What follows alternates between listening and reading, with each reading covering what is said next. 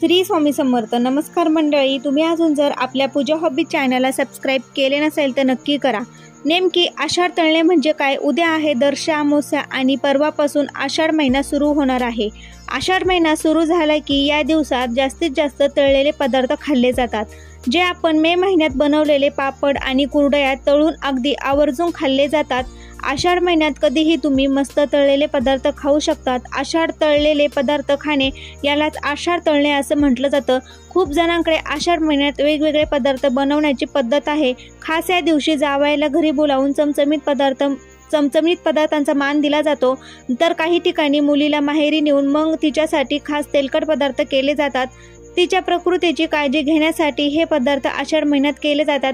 गुळाच्या पाण्याच्या कापण्या आषाढ महिन्यामध्ये करण्याची पद्धत आहे. तरी या दिवशी तेलकट पदार्थ आपण खाल्ले जातात. तर कापणी देखील आषाढ महिन्यात केली जाते.